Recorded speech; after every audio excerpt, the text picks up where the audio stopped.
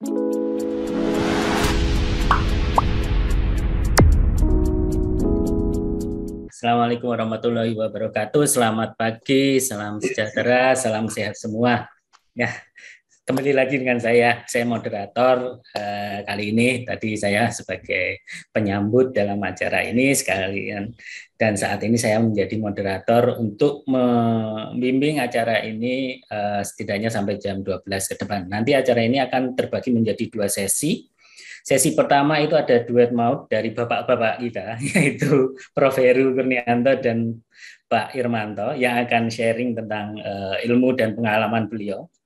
Kemudian nanti sesi kedua ada duet maut lagi dari Sri Kandi kita, yaitu Bu Hernidian dan Bu Wiwiti Santoso. Nah, senang rasanya saya dapat menjadi moderator kali ini, karena acara ini sangat menginspirasi. Kemarin Kadigama Innovation Festival Series yang pertama itu banyak yang dibahas di sana, banyak insight-insight yang kita peroleh, baik bagi kita sebagai alumni dari Kadigama maupun dari peserta lain, bahkan mahasiswa juga banyak yang mengikuti juga. Kemudian acara ini memang digelar untuk memperbincangkan dan mendiskusikan fenomena-fenomena perubahan yang terjadi dalam industri 4.0 ini. Seperti yang kita ketahui, era 4.0 itu menandai perubahan yang signifikan pada semua ranah industri, baik itu organisasi, mulai dari model bisnis, teknologi, sumber daya manusia, perilaku konsumen, hingga persaingan yang membuat persaingan itu sangat berubah, super ketat sekali. Nah, nanti akan kita bahas oleh para ahli di sininya, ahli, core of the core-nya, ya kan. Nah, kemudian Innovation Festival Series ini sudah kali kedua. Ini memang diselenggarakan untuk menjawab tantangan disrupsi itu. Nah, tentu saja dengan menghadirkan pembicara dan narasumber yang memiliki pengalaman serta capability yang tidak perlu diragukan lagi, sehingga kita akan mendapatkan keuntungan dan ilmu yang sangat bermanfaat. Hari ini yang akan menyampaikan materinya yaitu adalah Profesor Dr. Heru Kurnianto Cahyono, yaitu guru besar dari Universitas Muhammadiyah Yogyakarta dan juga pengajar di MMUGM, baik itu S2 dan S3-nya. Kemudian Bapak Bernardus Irmanto sebagai Chief Financial Officer dari PT Vale Indonesia, TBK. Kalau teman-teman di sini yang berinvestasi di pasar modal pasti mengenalnya dengan Inco, ya kan. Kemudian nanti ada Ibu Hernidian dari Human Resource Director Matahari Department Stores dan Ibu Wiwiti Santoso dari Komisaris PT Marga Mandala Sakti dan Tol Tangerang Merak. Nah, baik tanpa berlama-lama lagi, karena moderator itu sebenarnya hanya mengantarkan saja. Nanti akan lebih banyak diskusi, pemaparan materi dan juga diskusi. Nah, pada sesi yang pertama ini yang akan memberikan paparan adalah Prof. Heru dan Pak Irmanto. Untuk kesempatan pertama akan kami berikan kepada Prof. Heru. Nah, tapi sebelumnya saya akan membacakan sedikit CV beliau, kurikulum vitae beliau, yaitu Prof. Heru ini adalah, yang utama adalah beliau adalah guru besar Universitas Muhammadiyah Yogyakarta dan juga pengajar di MMUGM, baik itu S2 maupun S3-nya, UGM. Nah, beliau juga lulusan atau alumni dari Diploma Ekonomi UGM. Nah, itu yang paling utama, yaitu ini adalah produk asli dari Diploma Ekonomi UGM. Nah, beliau itu melanjutkan pendidikan setelah lulus Diploma 3 di Administrasi Bisnis pada tahun 94, kemudian melanjutkan ke jenjang Master pada tahun 99 hingga 2001. Kemudian melanjutkan Doktor Bidang Organisasional Psychology 2000-2008, keduanya di Universitas Gadjah Mada. Kemudian pada tahun 2007 beliau berkesempatan untuk mengambil academic internship di Monash University Melbourne, bidang manajemen organisasional. Kemudian yang paling sensasional, paling luar biasa adalah gelar guru besar diperoleh pada usia 38 tahun, under 40. Wah, saya iri, Pak. Semoga nanti dari DEB UGM juga akan muncul profesor-profesor yang akan mengikuti jejak Prof. Heru ini. Kemudian pencapaian beliau adalah sebagai finalis dosen terbaik nasional tahun 2012, kemudian dosen terbaik satu Kopertis 5 DIY 2012, kemudian beberapa best paper pada berbagai konferensi baik itu nasional maupun internasional. Baik, waktu dan tempat kami persilahkan untuk Prof. Heru. Silakan, Prof. Baik, terima kasih Mas Elton Satrianto. Ya, ini perjumpaan kita pertama ya. Pertama ya, dari silaturahmi, insya Allah bisa terus berlanjut nanti dengan program, karena saya seperti masuk ke rumah sendiri ya. Terima kasih Mas Elton. Kemudian saya juga sangat mengapresiasi kehadiran para praktisi ini. Saya menyapa Pak Irmanto ya. Pak Irmanto, selamat pagi. Bu Herni ya. Kemudian Bu Wiwi, ya, alhamdulillah. Jadi kita nih sebetulnya kalau bicara mengenai bisnis ya, bisnis school, sekolah bisnis, itu sebetulnya nggak cukup bicara teori ya. Jadi sebetulnya di sini ada pertemuan teori dan para praktisi. Ini menjembatani antara konsep teori dan apa yang terjadi di lapangan. Bahkan sekarang sekolah-sekolah bisnis yang akreditasinya level internasional ya terutama ACSB itu sebetulnya mensyaratkan di dalam perkuliahan itu dosen-dosennya ada yang qualified secara akademik, tapi juga ada yang qualified secara profesional ya, sehingga di sini mahasiswa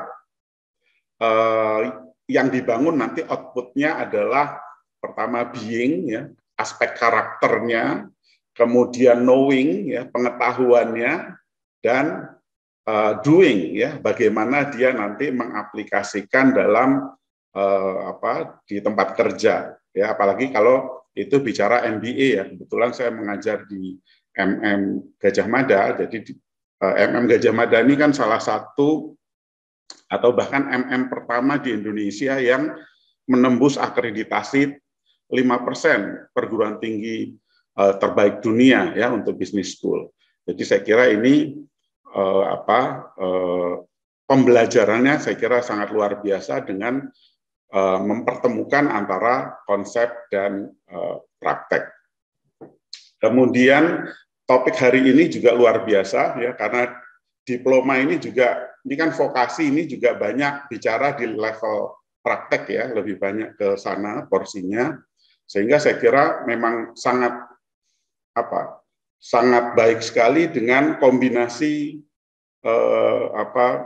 pertemuan seperti ini ya, apalagi melibatkan lebih banyak praktisi. Saya lihat kan praktisinya 3 nih, betul ya, akademisinya 1 ya, ini saya kira luar biasa. Nah, topik kita menarik, yaitu membangun strategi dan budaya inovasi. Ya. Jadi kalau inovasi itu memang seperti syarat untuk kalau kita mau bertahan. Jadi perusahaan-perusahaan ini kalau mau bertahan sekarang ya tidak ada pilihan lain selain berinovasi untuk memperpanjang usianya. Nah, supaya dia punya kapasitas berinovasi, maka iklim kreativitas itu harusnya terbangun di dalam organisasi ya. Creativity climate ya. Saya kira itu isu yang sangat menarik. Mengapa kemudian inovasi penting? Ini juga nggak lepas dari konteks bisnis, ya, bisnis konteks ya. Kalau kita bicara konteks bisnis sekarang luar biasa, tadi disebut era disrupsi ya. Ada yang menyebutkan era VUCA ya. Ada juga yang menyebutkan sekarang dipicu oleh revolusi industri 4 ya. Kemudian juga komplikasi juga dengan pandemi. Jadi luar biasa ini. Ini era-era yang bisnis konteksnya itu betul-betul tidak mudah. Tapi sekarang bagaimana sih para leader, para manajer, para profesional ini merespon ini? Karena ini kan memang terjadi di mana-mana ya. terjadi di mana-mana, sehingga sebetulnya yang membedakan mereka yang sukses dan tidak sukses itu sebetulnya ada pada cara berpikir dia dan cara dia merespon. Karena situasinya hampir sama, ya. Jadi sekarang nih kekuatannya ada pada cara merespon. Jadi aspek mentalitas, soft skill para pebisnis, ya, para mahasiswa yang bergelut di business school, itu yang harus dikembangkan itu adalah cara berpikir dia, ya. Kemudian cara dia merespon. Mau dia inteleknya hebat, ya, IP-nya bisa 4, tapi kalau dia itu pesimis, dia melihat masa lalu stres, hari ini nggak terima, lihat masa depan pesimis, ya nggak ada gunanya IP 4. Nah, ini saya kira sebuah challenge yang luar biasa. Jadi kalau kita bicara perubahan, ya, kita bicara perubahan. Ini kan sebetulnya mungkin transisi di revolusi industri 4. Ada salah satu lukisan menarik di kota New York, ya. Di kota New York itu ada satu lukisan yang menjelaskan bagaimana kalau nggak salah lukisannya satu menggambarkan era di tahun 1904, yang satu 1917. 1904 itu ketika itu dominasi transportasi di kota itu adalah delman, dokar, ya. Lah 1917 itu mobil Ford, ya, mobil-mobilnya udah banyak di situ. Lah sekarang kalau kita berpikir di sudut tempat yang sama, itu terjadi situasi yang demikian, maka kita bisa membayangkan sejumlah profesi itu hilang dan hadir sejumlah profesi-profesi baru. Mungkin ada peluang-peluang yang harus hilang, tapi banyak sekali peluang juga yang muncul. Nah, ini sebetulnya bicara nanti kapasitas kita untuk melihat peluangnya. Kemudian kita ketika masuk ke era saat ini,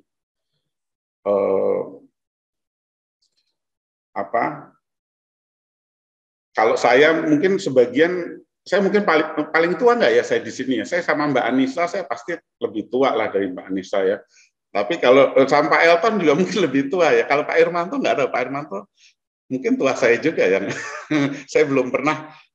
Biasanya dulu kalau waktu saya jadi guru besar awal-awal dulu, ketika saya di satu forum biasanya saya paling muda. Tapi hari ini saya sudah memasuki Lolita, ya, lolos 50 tahun. Saya pas di angka 50 tahun, ya. Jadi banyak adik-adik saya mungkin di sini, walaupun mungkin di antara ini juga ada kakak-kakak saya, ya. Ya, jadi kalau kita bicara tadi konteks bisnis, ya, saya mengalami berbagai hal. Pertama, saya mengalami tanpa lampu listrik. Tanpa lampu listrik ini kan menggambarkan revolusi industri keberapa ini? Mungkin ke-1 sebetulnya, ya. Karena di situ kita pakai lampu lampu apa sih namanya? Lampu minyak. Lampu minyak, ya. Kemudian mengalami nimba air. Ya, saya masih ingat waktu itu saya pindah rumah dari Pejompongan Jakarta ke Kebonjeruk. Itu nimba air. Lalu kemudian pompa dragon. Wah, udah keren itu pompa dragon. Lalu akhirnya pakai tombol airnya naik sendiri. Ini kan satu hal yang luar biasa. Saya juga masih ingat ketika saya main dengan adik saya itu jatuh dari lantai 2, kakinya kena pagar, ya. Saya waktu itu kalau nggak salah tahun 80-an. Saya di sekeliling saya itu nggak ada yang punya telepon. Terus saya akhirnya lari ke rumah Pak Lurah, ya, untuk telepon ke kantor orang tua saya, ya. Nah, ini kan satu hal di mana teknologi berkembang dahsyat. Anak-anak sekarang mungkin generasinya Mbak Anissa itu ngangkat telepon di rumah, di ruang tengah rasanya udah enggan, pengennya yang di kantong aja deh, ya, smartphone, ya. Ini kan teknologi membuat sesuatu jadi mudah, membuat kemudian memanjakan dan lain-lain. Nah, di saat saya kecil itu ada perusahaan yang hebat namanya Kodak ya, Kodak. Kodak itu akhirnya apa waktu itu? Kodak padahal inovasi digital kamera itu juga kabarnya dari Kodak sendiri. Cuma Kodak itu terlalu banyak ya karyawan di sana waktu itu. Kalau nggak salah dia mempekerjakan 3.000-an dokter dari Jerman untuk bidang kimia. Ini menyebabkan dia cukup telat ya ketika dia harus beradaptasi. Ya, hari ini sudah digantikan oleh Instagram. Ya. Nah, ini kita melihat ada perubahan yang luar biasa. Bluebird misalnya. Bluebird taksi itu kalau di Jakarta itu topnya dulu. Tapi hari ini dia harus bernegosiasi dengan aplikasi ya, seperti Gojek yang lahir kalau nggak salah 2010-an. Tahun 2010-an waktu Gojek lahir, drivernya mungkin cuma 10-20 orang. Dan dianggap sebelah mata. Bahkan ada yang mengatakan ini eranya deceptif, eranya Bluebird tertipu. Tertipu kenapa? Karena pada masa itu ya mereka-mereka yang punya kekuatan dari digitalisasi atau revolusi industri 4 itu pertumbuhannya sifatnya eksponensial. Jadi kalau kita bicara Bluebird bangga dengan driver yang semakin banyak ya, kenaikannya 1, 2, 3, 4, 5, 6 dan sebagainya, tapi aplikasi Gojek saat itu naiknya 1, 2, 4, 8, 16, 32, 64 dan lain-lain. Sehingga 4-5 tahun baru kerasa tuh. Wih, ternyata perkembangannya dahsyat, luar biasa. Nah, hari ini akhirnya apa? Perusahaan besar masa lalu itu harus beradaptasi dengan perkembangan ini ya. Ibaratnya ini kayak gelombang tsunami ini di era disrupsi ini. Gelombang tsunami yang nggak bisa kita cegah. Kita sekarang pikiran kita jangan mencegah itu. Kita bicaranya menyiapkan diri untuk berselancar. Ya. Kita menyiapkan diri untuk mampu berselancar di dalam era tersebut. Ya. Sehingga era disrupsi ini itu jangan menjadikan kita shock. Banyak nih orang shock. Ya. Kalau orang itu shock, ya biasanya gagasan, ide itu nggak muncul. Ya, sehingga sebetulnya banyak juga yang mengatakan di dalam beberapa riset, ini sebetulnya kita memasuki era spiritualitas nih, untuk menghadapi situasi itu. Era spiritualitas itu sebetulnya membangun energi dahsyat yang munculnya dari dalam.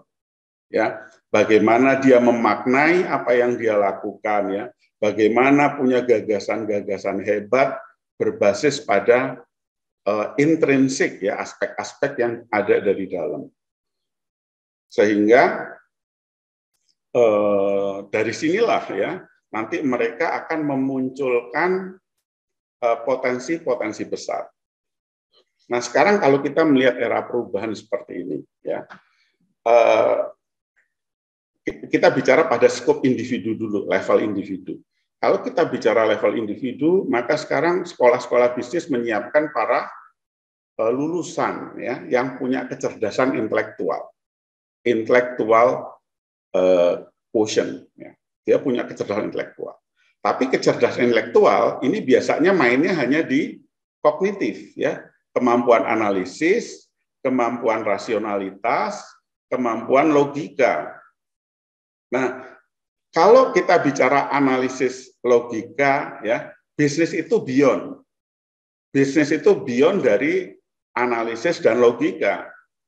Sehingga kalau sekolah bisnis itu skripsinya, tesisnya itu melulu hipotesis. Pengujian hipotesis ini kan cara berpikirnya deduktif. Artinya kita mengembangkan kita menguji hipotesis itu dibangun dari teori yang lama. Kalau seperti ini kan kita seperti pakai jaket ketat nih dalam menghadapi perkembangan inovasi yang luar biasa. Makanya kemudian seperti di MMUGM itu sekarang hipotesis itu, pengujian hipotesis itu hanya salah satu pilihan aja. Ini pendekatan positivism di dalam riset. Tapi masalah mengembangkan case study, ya, studi-studi kasus, ini saya kira sangat penting. Kebetulan saya juga pernah membantu di Jakarta di BUMN untuk komite, ya. Jadi di situ saya melihat bagaimana para direksi perusahaan BUMN, ya, kemudian komisaris mendiskusikan sesuatu. Yang saya kira sebetulnya dengan mahasiswa MM tidak kalah. Cuma problemnya adalah mungkin mereka tidak punya capacity to execute. Artinya nggak punya finansial untuk melakukan investment, ya. Mentalitasnya ini loh yang harus kita bangun. Ini kita bicara intelektual. Yang kedua kita bicara emosional. Emosional ini juga penting. Emosional ini bicara bagaimana saya itu memahami diri saya sendiri pertama. Jangan kemudian seorang profesional itu bad mood, mudah moody, mudah stres, ya. Kalau kita mudah moodnya naik turun, stres, lah gimana nanti kita memimpin bisnis? Kita kan leader bisnis, business leader, ya. Sehingga kita harus punya kemampuan untuk menghadapi atau mendiagnosa diri sendiri. Ini yang namanya leading self. Saya harus bisa, oh iya saya ini lagi agak-agak moodnya kurang bagus nih. Lalu bagaimana saya mengatasi itu? Karena banyak sekarang perusahaan multinasional begitu lihat karyawannya moody gitu, disuruh cuti aja deh kamu. Karena nanti nulari energi negatifnya. Ya, jadi penting tadi kecerdasan emosional. Jadi emosional itu bicara apa masalah kita bisa ngatasi, lalu kita bisa melihat klien kita, apa ekspektasi customer, apa harapan pelanggan, bagaimana respon lawan bicara kita ketika berdiskusi.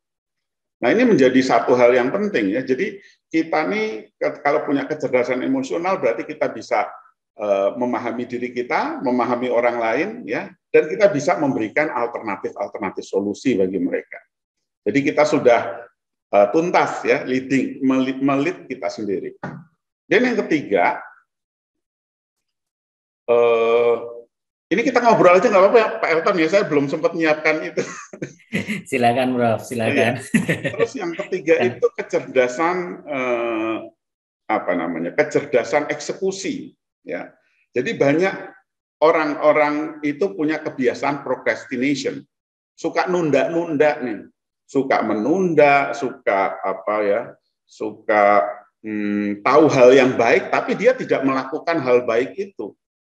Nah, ini saya kira sebuah tantangan, ya, buat semua pembelajar untuk kemudian dia bisa tahu hal yang baik, lalu dia meminimumkan gap antara apa yang dia tahu dan apa yang dia lakukan. Jadi dia kemudian melakukan hal-hal yang baik itu. Nah, ini yang namanya kecerdasan eksekusi. Kemudian berikutnya adalah kecerdasan adversity. Ya, saya sering kali ngasih contoh bagaimana Thomas Alva Edison itu menjelaskan kegagalan dia ratusan kali itu bukan sebagai sebuah kegagalan. Tapi Thomas Alva Edison mengatakan saya telah berhasil menemukan ratusan cara yang salah dalam membuat bola lampu. Ya. Nah, ini cara berpikir. Ini kecerdasan kecerdasan adversity. Bagaimana kita menghadapi challenge, ya, tantangan. Lalu spiritualitas, ya. Kalau kita bicara spiritualitas, mengapa sekarang masuk ke era spiritualitas? Kita nih, ya, saya kemarin ketika era pandemi itu, ya, kaget dengan yang meninggal bukan hanya yang tua, yang muda, yang jauh lebih muda, bahkan yang masih, jadi kita nih sebetulnya menanti pertemuan dengan Tuhan. Jadi saya waktu itu cuma berpikir, gimana nih rapot kita husnul khotimah nggak nih? Rapot kita ini di mata Tuhan nanti baik apa enggak? Kita punya key performance indicator sebagai pelaku bisnis maupun sebagai manusia, itu adalah bagaimana kita melakukan yang terbaik buat lingkungan kita. Kita melakukan yang terbaik buat orang lain. Ya, ini KPI kita sebetulnya, key performance indicator-nya. Blessing others, ya, merahmati lingkungannya. Nah, sehingga apa? Perusahaan pun sekarang orientasinya harusnya memang tidak profit saja, tapi dia bicara profit, bicara people, bicara planet. Karena apa? Dia bicara ekologis, bicara kemanfaatan, nggak cuma keuntungan saja. Ya. Kalau cuma keuntungan tok, nanti nggak berkah, nggak ada doa-doa dari sekitarnya untuk perusahaan-perusahaan kita. Jadi perusahaan kita ini sebetulnya, kita hidup itu sebetulnya bukan melulu didrive oleh duit. Innamal amalu binniat. Jadi semua tergantung pada niat kita. Bagaimana seorang guru berdiri di depan kelas, dia membayangkan membangun manusia-manusia Indonesia hebat masa depan. Nah, ini saya kira menjadi inspirasi. Hidup itu bukan hanya transaksi, tapi hidup adalah inspirasi. Ada cita-cita besar di situ. Ya. Nah, ini saya kira menjadi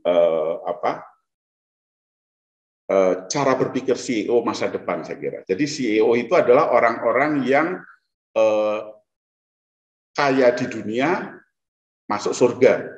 Jadi karena apa? Karena dia itu selalu dia blessing others, ya.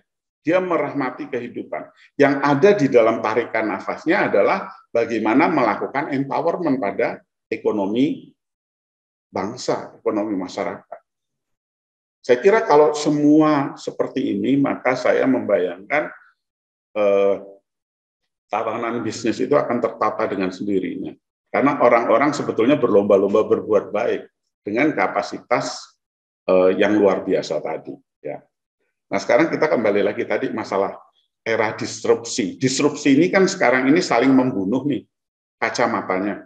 Teknologi baru, akhirnya perusahaan-perusahaan tertentu mati nih, disikat perusahaan yang lain. Nah, kenapa kemudian Jepang membangun Society 5.0? Ini sebetulnya bicara cara berpikir individu dan masyarakat. Bagaimana kita mengembangkan mindset kolaborasi dan sinergi. Bagaimana kita menganggap bahwa Tuhan itu maha baik, maha pemurah. Karena apa? Memberikan resource unlimited. Sehingga sebetulnya cara kita berkolaborasi itu untuk membangun sinergi.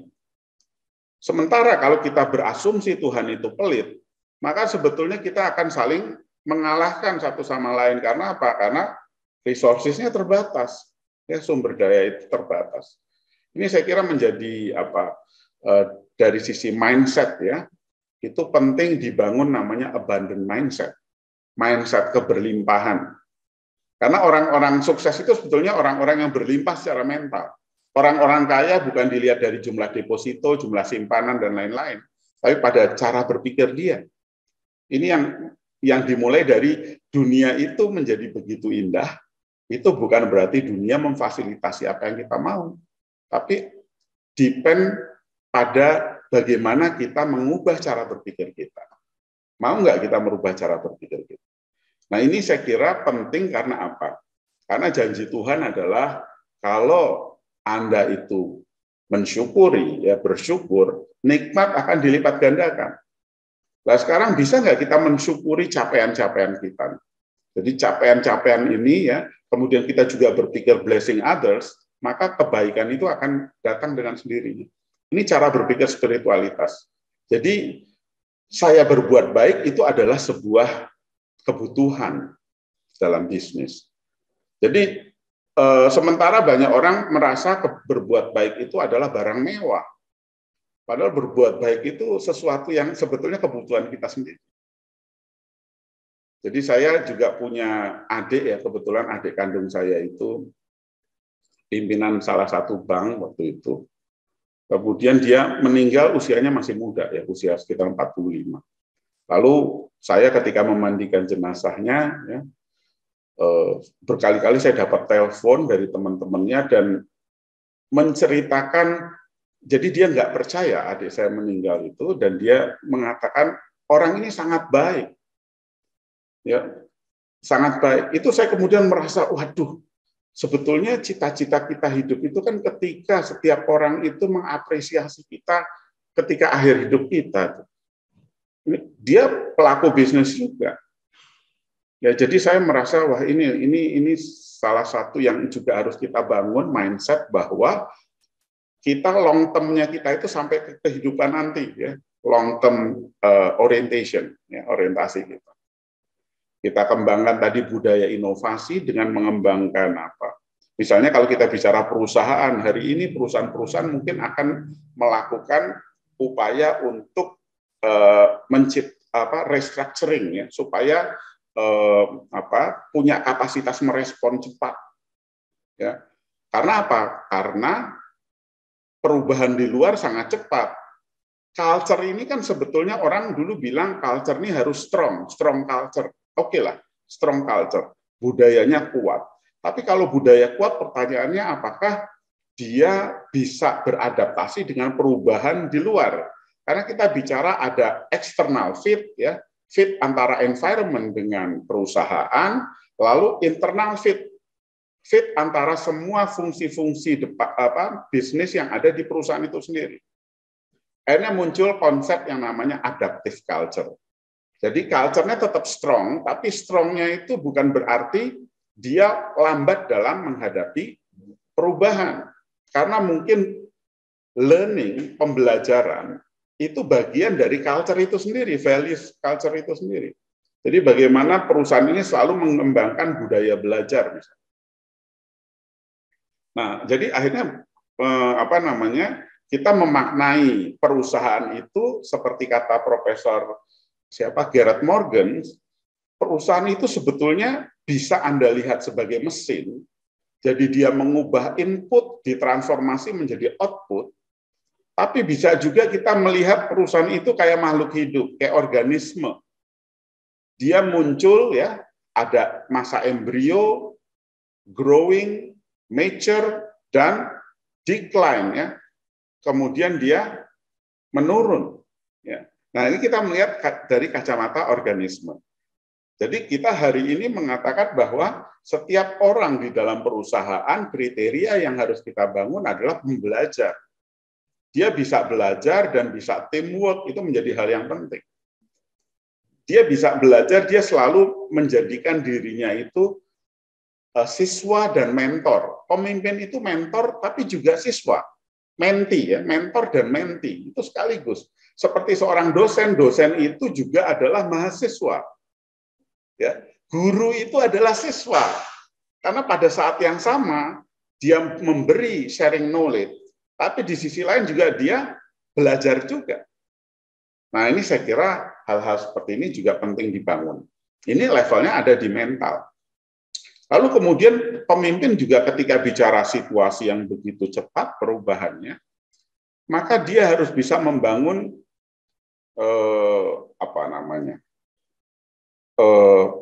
karyawan atau workforce-nya itu mencintai hari Senin. Jadi banyak nih orang itu kalau ketemu hari Senin dia cari surat dokter lah biar ada alasan untuk izin gitu ya. Lah ini kan kita bicara mentalitasnya, padahal kan mereka kalau mau membangun iklim yang support dalam bisnis, ya, menciptakan mendukung model bisnisnya, menghasilkan outcome, ya, outcome. Lah itu kan mereka harus engage, punya engagement, mereka punya dedikasi, punya dia bersemangat, ya, dia kemudian bahkan sampai lupa waktu. Ada konsep namanya kalau di dalam organisasi engagement antara karyawan, ya, direktur, pekerja dengan organisasi. Bagaimana nih membangun engagement? Dimensinya ada vigor, ada dedication, ada absorption. Jadi bagaimana itu dibangun? Nah, ini saya kira penting ya buat para leader tadi membangun karakteristik tadi. Jadi kalau kita bicara kemudian leadership-nya, kalau leadership ini leader ini sebetulnya berawal dari leading self dulu, memimpin diri kita sendiri dulu. Kita bisa leading self, lalu kita leading another. Kita kemudian melakukan sosialisasi dan edukasi atas atas gagasan yang mau kita bangun. Sosialisasi, edukasi, lalu bangun involvement, bangun keterlibatan. Ketika dibangun involvement, terus kita mentor, lalu terbangunlah yang namanya komitmen. Ya, akhirnya dia menjadi pejuang di dalam perusahaan. Banyak orang-orang itu memilih jadi penonton di dalam perusahaan. Karena apa? Ya karena dia merasa tidak involved. Dia merasa tidak nyaman dengan policy kebijakan bisnis di perusahaan, ya. Sehingga culture di sini untuk supaya menciptakan detak jantung yang tarikan nafas yang sama, ya, detak jantungnya kayaknya kita ini dekat satu sama lain, ya bangunlah para pejuang-pejuang di dalam perusahaan tadi. Ya saya kira itu ya untuk pengantar diskusi Mas Elton ya. Baik. Semoga nanti para di era inovasi ini kita punya strategi, sehebat-hebatnya formulasi strategi itu sangat tergantung pada how to execute ya. Kita bicara workforce-nya, orang-orangnya di dalam perusahaan. Lalu bagaimana nih orang-orangnya? Ya orang-orangnya pertama bukan hanya intelektualnya, tapi mentalitasnya, soft skill-nya. Soft skill itu ada dua. Soft skill yang terkait dengan achievement, bagaimana dia meraih prestasi, dan soft skill yang terkait dengan moralitas dan integritas. Bagaimana ini bisa menjadi bisnis ini kan sebetulnya ingin menghasilkan orang-orang yang punya integritas juga. Kalau kita mau mengubah masyarakat lebih baik, maka orang-orangnya bukan hanya kreatif dan cerdas, tapi juga punya integritas. Saya kira itu. Terima kasih Mas Elton. Dan Bapak Ibu sekalian, Assalamualaikum warahmatullahi wabarakatuh.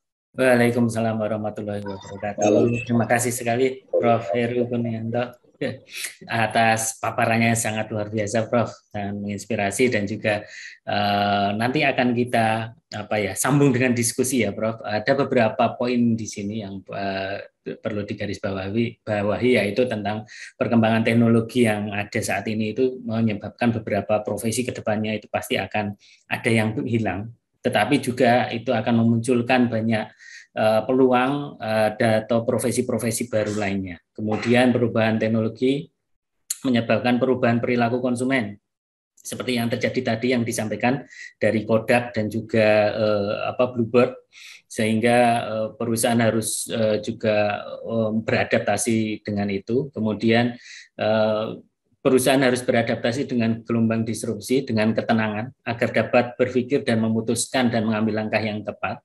Kemudian beberapa kecerdasan tadi yang disampaikan oleh Prof. Heru, ada kecerdasan kecerdasan emosional, yaitu diperlukan agar perusahaan dengan tujuannya memahami diri sendiri dan memahami orang lain agar dapat mengeksekut apa yang akan menjadi program untuk memperoleh manfaat dari konsumennya. Kemudian action, ide yang baik adalah ide yang dieksekusi secara tepat, bukan ide yang hanya berangan-angan saja. Mungkin dulu ada yang memiliki ide seperti Gojek, tetapi tidak mengeksekusinya. Yang mengeksekusi adalah Pak Nadiem, sehingga yang berhasil adalah Gojek. Nah, itu adalah ide yang dieksekusi dengan baik. Kemudian ada kecerdasan adversity. Kemudian budaya yang kuat adalah budaya yang dapat beradaptasi dengan perubahan yang cepat di luar sana. Terima kasih, Prof.